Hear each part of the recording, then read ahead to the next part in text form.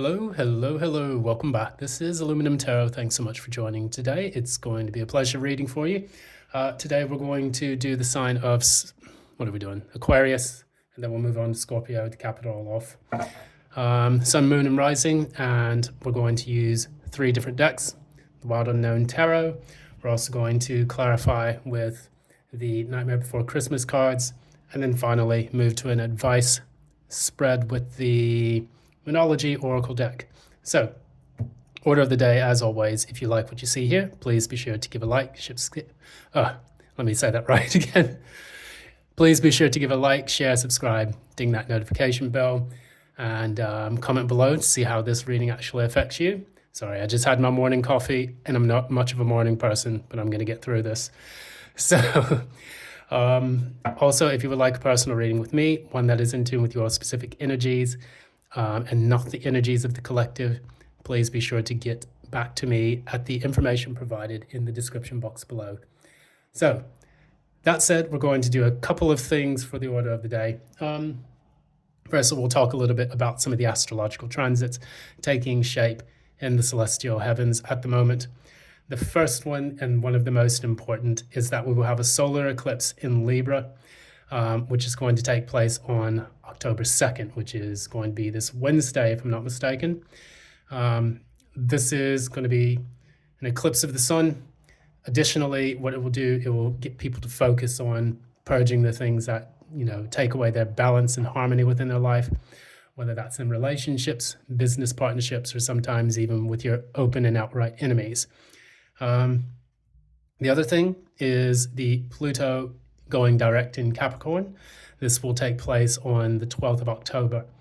And normally we had this planet kind of stuck in a bit of a standstill after retrograding from Aquarius into Capricorn. Now it's going to go back from stationary to direct. And that is going to basically run roughshod on all of the political systems, the economic systems around the world, and potentially some of the institutional ones. So depending on where it hits, you could see different things happening with leadership around the world. You could see economic crises unfolding, potentially wars popping off. So it's going to be a bit of a quagmire, but we'll get through it, because then we'll eventually get into Pluto and Aquarius by mid-November. Right now, we're basically touching on the start of October, September 30th, as of recording this right now. And tomorrow will be October 1st. So that's going to be the kind of quintessential movement into the new. What we see here also, Mercury in Libra is going to square Pluto on the 12th. And then Mercury will then move into Scorpio on the 13th of October. So this oftentimes will deal with the way we communicate things. Mercury in Libra tends to be more, accommodating and good for negotiations.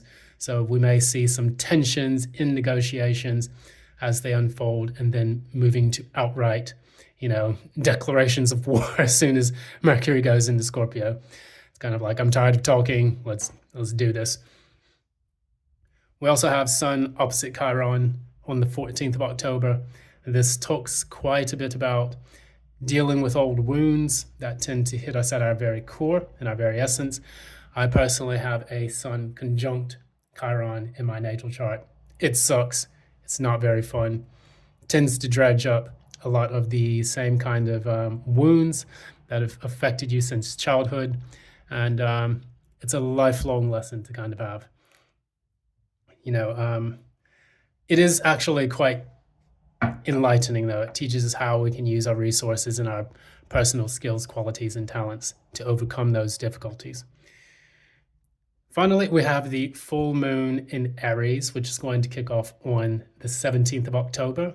And this is a very important transit, because what it does, unlike the previous full moon that we had, which was full moon in Pisces, leading to a partial lunar eclipse, this is going to be about taking fiery action compared to compared to the eclipse on the 18th of September, which was all about catharsis, purging old emotions, things of that nature, tapping into intuition. This is all about fiery, taking action, intense emotions, and moving forward, not taking, not asking for permission, but begging for forgiveness. That's basically what that's going to entail. So I'm going to go ahead and start off with Aquarius, Sun, Moon, and Rising. We're going to go ahead and look at the cards. I'm going to concentrate now on shuffling the cards and making sure I get the energies out the way they see fit. Okay. Pluto and Aquarius. Well, why did I just say Pluto and Aquarius? Maybe that's going to be very important because Aquarius, that's going to be part of your sign.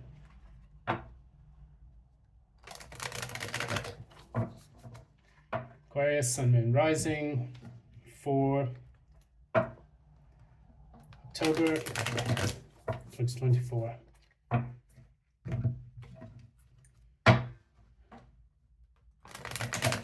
Aquarius, Sun, Moon, Rising for October 2024.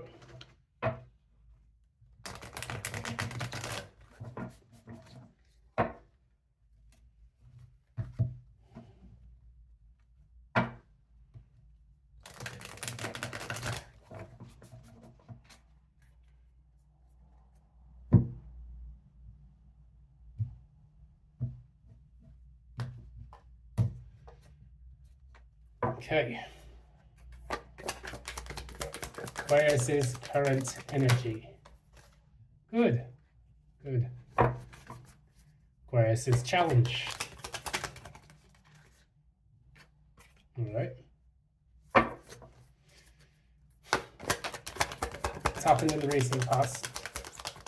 What's happened in the recent past, Spirit?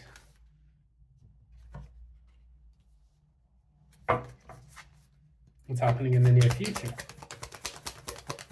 What's happening in the near future for Aquarius?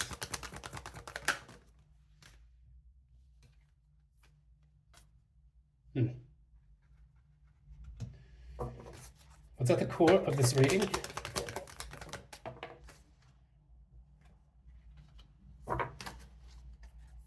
What is at the crown?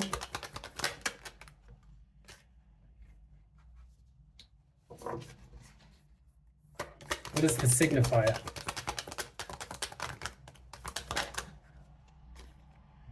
I've seen this Queen of Wands come out very, very often.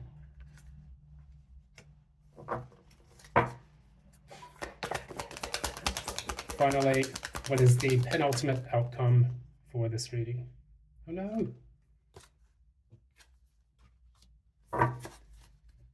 Clarify this one more time.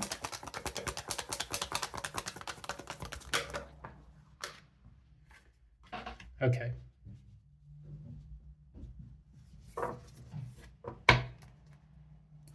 So what we have here, bottom of the deck, we have the Six of Cups for the Aquarius. This talks about, because it's in the reverse, it talks about feeling negatively about the past, wondering about, things that could have gone wrong, the could have, would haves, and should haves that, we tend to ruminate about when things don't go the way we plan them to go. But, what we are looking at now, we're trying to find a way forward from all of that. You may have been thinking about in your mind some of the mistakes you made in the past, some of the things that you spent your energy on, because the cups do talk about the flow of energy, specifically your emotional energy, and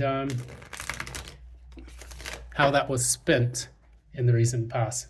The Six of Cups normally talks about a harmony between Three of Cups, or essentially how you cooperate and how you relate to other people. It could be the Two of Cups 3 times, which is the expansion of the way you share your energy with other people too. That's one way that I like to look at it. Trying to look at more of the maths side of this whole, astrology and tarot type of way of looking at the cards. So what we notice here, at the beginning of this, we have 2 major arcana cards here, clarifying your energy at the current point in time. So there is a huge shift in your energies that is taking place right now. We have the Chariot, card number 7. We have the Lovers, card number 6. And both of those, with the Chariot, you're trying to move forward, but the challenge is deciding on how to do so. Because the Lovers is the choice card, how do we choose to do this major event that's going to take us into the Chariot, because 6 moves into 7. The Lovers, the decision that you make moves into the Chariot, which propels you forward. So it's almost like aim, fire, and in many ways, not saying in long-range hole punchers, as they call it, but in the sense that you set your target, aim for it, and then you release your bow. So that's basically what's happening here. You may have had an issue in the recent past. You may have learned a very valuable lesson from some of the previous experiences you've had in your life, and now you're trying to find the best way to move forward, because before the Lovers comes the Hierophant, which is the teacher, the lesson. And then right now, it's kind of almost like you're not stuck in the mud per se, but with this Chariot card here, you're trying to find your best way forward. But of course, finding the actual destination is going to be the challenge here. In the recent past, you had the 4 of Wands, so there has been a conduit that's opened up. We're going to see a little bit more what this 4 of Wands is about. Clarify the 4 of Wands. Okay, so in the recent past, you had the 4 of Wands, which is about the home life, your domestic life. It can also be about finding a way into a new phase or celebrating a milestone in your life. However, this has happened, and as I tell people, I read algorithmically, this because of these two things.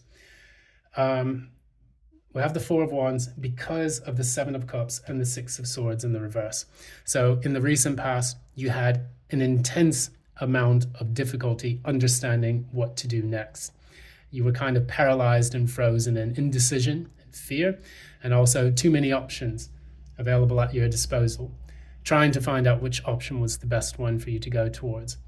Many of the times, when people are overwhelmed with choices and options or decisions, or daydreaming in general, this can prevent us from actually taking the action. So remember, you're trying to be the Chariot moving forward into a new direction. But in order for you to do that, you need to have a clear target. So this 7 of Cups is normally talks about that confusion or daydreaming, or I'll do it. I'll eventually do it. Maybe tomorrow, maybe the day after, but I'll get to it. And that prevents you from making that transition from a difficult place into a more positive place with the 6 of Swords. When the 6 of Swords is in the reverse, it shows that your boat is basically dead in the water and it's not really moving forward.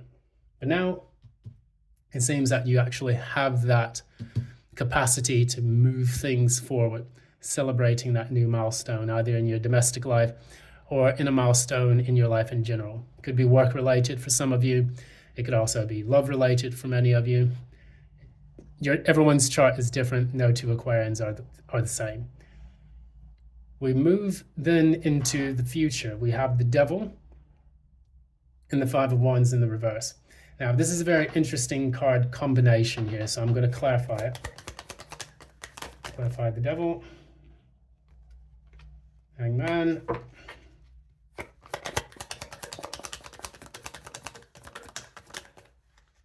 and the 2 of Pentacles. So, clarify with one more. Okay. So I'm clarifying the Devil and the 5 of Pentacles. Now, if I was just to read these two cards on their own, it's all about, something's toxic and you're just trying to let go of the conflict that comes with that toxicity. You may be, one way you could be obsessing over something that you're trying to accomplish, or in another way, you're trying you're obsessing over how to get forward, how to move forward with it. The devil isn't always a bad card. It just shows you where you're coming up short in your life, or toxicity, or things that you're doing that could be preventing you or restricting you from making your pathway forward.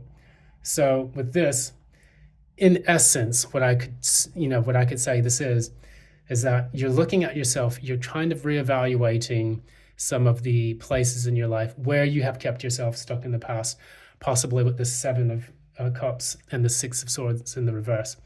Now you're looking at it, you're saying, okay, maybe I could have done this better, I could have done that better. And it's no longer about having that inner conflict or turmoil. You're putting that up, you're putting that to the side. The reason for this is because you have the Hangman, you realize you've been stuck for a long period of time. Two of Pentacles in the reverse, you're dropping the things that have kept you stuck because now you want your 10 of Pentacles. So that's the thing that makes you feel happy about your life and the thing that that will help you to propel yourself forward. So this 10 of Cups is the target. X marks the spot, what I would like to say here, because they are, of course, using Roman numerals for many of these cards. Maybe I'll title it X marks the spot. I don't know. My creativity is kind of dependent on the amount of caffeine that I've got flowing through my bloodstream at any given point in time. That said, we're going to look at the core. You have the Two of Pentacles twice. You have the Two of Pentacles in the reverse in the near future spread, and then you have the Two of Pentacles at the core. So we're going to clarify this Two of Pentacles. Clarify the Two of Pentacles. Six of Pentacles.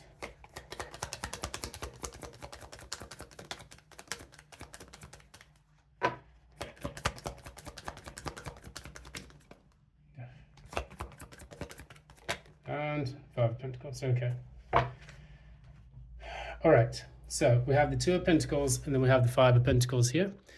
And much of what this talks about. So you're now weighing your options. You're weighing your choices.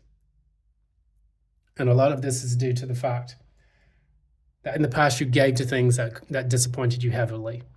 You could have given to relationships in the past in which you felt that there was no reciprocity. You could have given to workplace situations where the same applied. But what this is all about is we go into things with the best intentions, and then we realize that sometimes those things do not give back to us, or there's no real return on investment. So with the Two of Pentacles, it's all about being adaptive, flexible, but it can also be about comparing two things of value to you. Are relationships valuable, or is it valuable for me to focus on myself? Is it valuable for me to live in another place or another country or another part of the world? Or is it more valuable for me to find my roots here and there? So those are some of the options that you toss around quite a bit. And a lot of it deals with your finances. A lot of it can also deal with how you prepare to reorganize and restructure your life after you've made this choice and set your target. So doing that, you will no longer be dependent on things that are external from you that do cause you to feel disappointed, because you have felt that when you gave your energy to certain things, Six of Pentacles, it was just not reciprocated at all. So we're looking now, Queen of Pentacles. Clarify the Queen of Pentacles.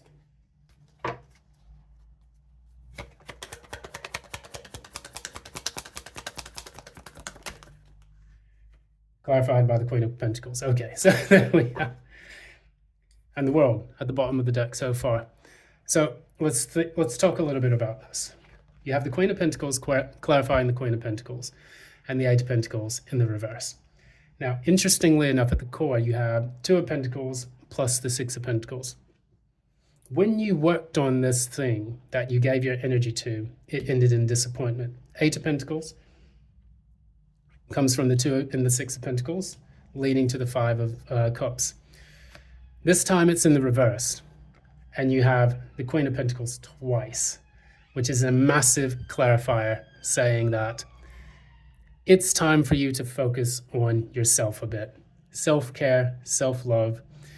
It's time for you to start building the foundation, which is going to help you with your internal processes, which then in turn allow you to step into that King of Pentacles energy later on. So the Queen of Pentacles is the nurture of those things that give you stability and a foundation in your life. Without that foundation, it is not, things just don't work out the way they should.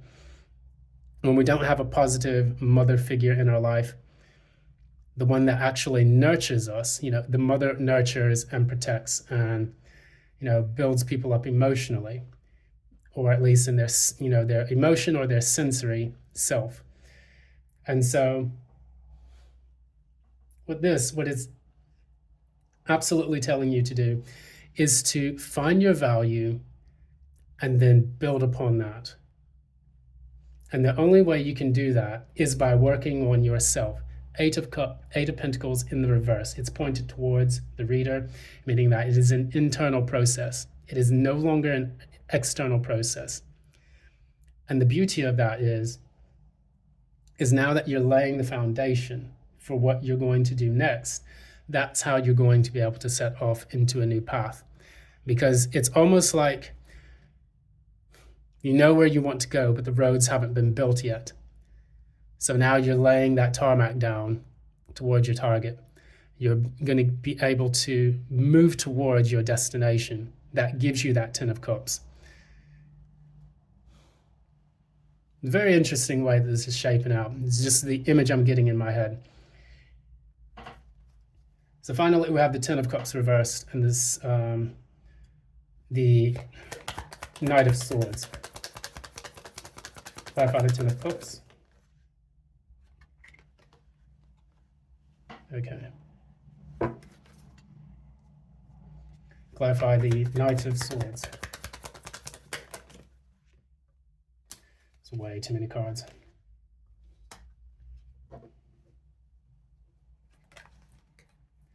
Oh, but I mean, I'll read them. So, Ten of Cups reversed is clarified by the Nine of Swords and the Moon. It's all about fear. Fear of the unknown, fear of uncertainty. That is the main thing that has been holding you back. So it's not to say that this is going to be your future. It's warning you not to allow fear to consume your mind as you're moving forward towards this unknown target or towards the target that you want. Realize that fear, even when we go back to the movie Dune, and they talk about fear being the mind killer. It truly is. You're going to have to feel the fear and do it anyway, because once you get past that, you'll realize that you are actually making progress towards it. With this Ten of Cups in the reverse and this Knight of Swords, the Knight of Swords is kind of more of a combative figure. And in doing so, it goes after things, it attacks. It's the card of the person who debates others. It's the card of the intellectual warrior, things of that nature. So it's almost like you're attacking this unhappiness that you've been sat in for a long time. And you're doing so, you're attacking the point of fear that you have had in the past that did leave you stuck, and getting yourself in equilibrium, in harmony. You're in this Knight of Swords because in the past you've been in this Temperance reversed. And also, well, okay, so we were just talking about roads. And here we have the Two of Wands here. That is basically, when you look at it in the reverse, it almost looks like a road leading down the pathway. And along that pathway, you have all these serpents. The road is going to be perilous. But I believe that you, Aquarius, have what it takes to fight these, it's kind of like the shadow world that you're going to be traveling down. It's almost like, I'm not a Christian, but I do understand, the Lord's Prayer, as I walk through the valley of the shadow of death, I will fear no evil. that is kind of what I'm getting in my head with all of this. You're going through this valley with mountains surrounding you, mountains being the obstacles and challenges you have to face now that you are an independent individual, focusing on yourself finally for the first time in a long time. Because what we have here, we had this first card, the signifier, which is the 10. Now we have the temperance in the reverse. We end with the temperance in the reverse. The last card I drew for that, generally speaking, was the temperance in the reverse. Temperance in the reverse here as well for the signifier. Queen of Wands. So the Queen of Wands and the temperance in the reverse were the signifiers, and basically that talks about taking charge and trying to get yourself back on track, getting balanced again, so that you can have a life where you have a solid plan as to how you're going to move forward. Plans are all about the Two of Wands. In the reverse, it means that there is a failure to plan, and that is kind of what will make your road a bit more difficult. But when you allow yourself to overcome your fears that you will face along the way, I think you'll do phenomenally. So, Aquarius, we're going to pull one more card from you, for you.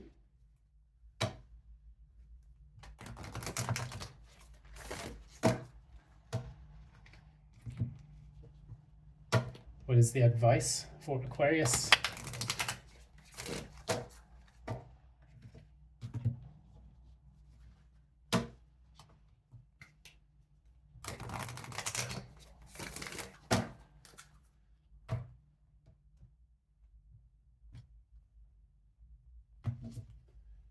All right. So, what is the advice for Aquarius?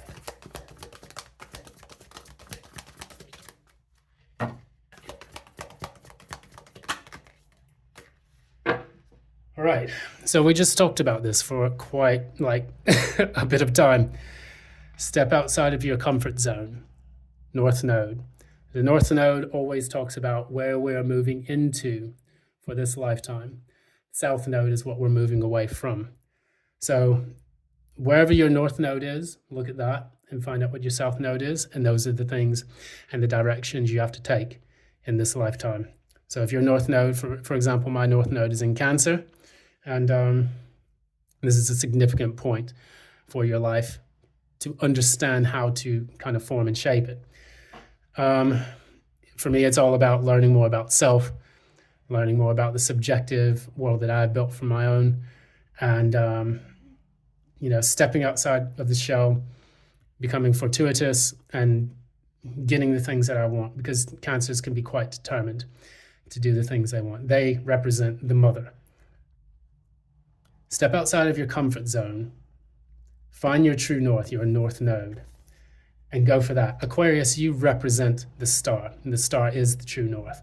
It is the star that is in the heavens that guides us towards our hopes, dreams, and aspirations. It's time now for you to step into that role as an Aquarian, to do that for yourself and be able to make progress on your happiness and the life that you want to build for you. So that is the reading. There you go. Thanks so much. This has been Aluminum Tarot. I sincerely appreciate your time and energy, and joining this reading and continuing to watch. I really, really thank you for all of that. If you like what you see here, please be sure to give a like, share, subscribe, ding that notification bell so that you don't miss any updates from future postings. And additionally, feel free to comment below how this affects you in your specific chart. Again, no two Aquarians are going to be the same, so the reading will resonate differently to different degrees for each person. Also, if you would like a personal reading with me, one that is in tune with your specific energies, feel free to reach out to me at the information provided in the description box below. Thank you so much, Aquarius, and until next time, love and light.